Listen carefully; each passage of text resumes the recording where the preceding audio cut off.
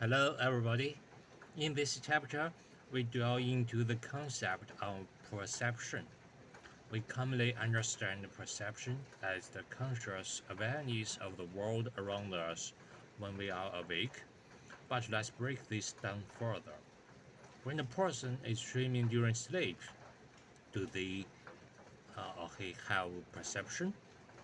Despite the dream being filled with awareness-like experience, the sensory system and neural activities in the brain during sleep are essentially in a dormant state. This means the ability to capture external environmental information and create effective neural interactions is largely inactive. Can we define perception as the effective capturing of environmental information and the effective interaction of neural activity with this information? To illustrate, consider this example. When you quietly ask someone sleeping to turn over, in some cases they do. If they had no perception, why would they move after hearing the request? It seems they can still capture and interact with information from the environment, but when they wake up, they may not remember this interaction. Many patients with amnesia experience similar forgetfulness, but calling it a lack of perception doesn't seem right either. So we maintain a general definition of perception. It is clear that when awake, a person has perception, but when asleep, they don't. But how can we differentiate the two states? First, during wakefulness, sensory and mental and motor functions are active, while during sleep, both are inhibited or semi-inhibited. Secondly, during wakefulness, consciousness is more influenced by sensory G waves, while in dreams, psychological activities are largely governed by simulated G waves. Additionally, in waking states, G waves related to common knowledge and logic are typically activated, whereas in dreams, these are I am often 壮 dormant. 壮。This explains why, in reality, we are curious and reflective about unusual phenomena, whereas in dreams, we tend to accept strange events as real. From this comparison, we can discern several traits of perception. 1. It relies on the activation of sensory and motor functions. 2. It is guided by sensory G-wave input. 3. It involves knowledge comparison and logical reasoning. The activation of sensory functions is the key um, prerequisite for perception.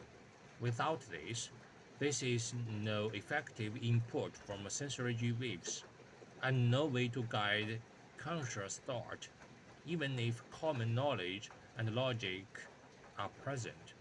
We will engage with simulated G waves in the brain, often leading to absurd or confusing conclusions. In the previous discussion, we also highlighted the cause of hallucination and delirium, which arise when sensory input is disrupted. This dysfunction often manifests as a pathological condition, but is something everyone experiences, like during sleep. When we sleep, our sensory input is effectively absent, leading to dreams, which are hallucinations. Thankfully, in normal sleep, our motor functions are suppressed, preventing us from acting out in the disordered way we might see in several delirium or schizophrenia. A historical example from the Han Dynasty in ancient China shows how lack of sensory input can drastically alter perception. The story of Lu Hou and her horrific revenge on Consort Ti illustrates what happens when someone's sensory and motor functions are almost entirely lost. If Consort Qi were conscious for a prolonged period in such a state, it's likely she would live in a hallucination, unable to discern dreams from reality, even if she had strong desires or impulses. This could intensify her brain G-wave activity until her death, possibly living through an extreme and distorted experience. The role of sensory input is powerful. It is not only critical for maintaining perception, but also essential in preventing mental disturbances. Someone may ask, are there exceptions where a person can be missing all sensory input but remain mentally healthy?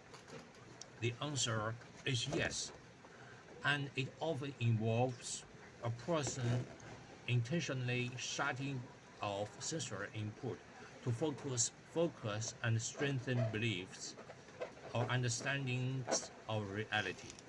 For example, monks practicing meditation for years might be able to detach from sensory input and focus on their beliefs, becoming impervious to the chaotic hallucinations that might otherwise emerge.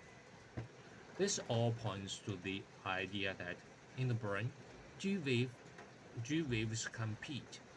To prevent being overwhelmed by hallucinations, one must consistently reinforce their understanding of reality and logic. Okay, that's all the content today. See you next time. Bye bye.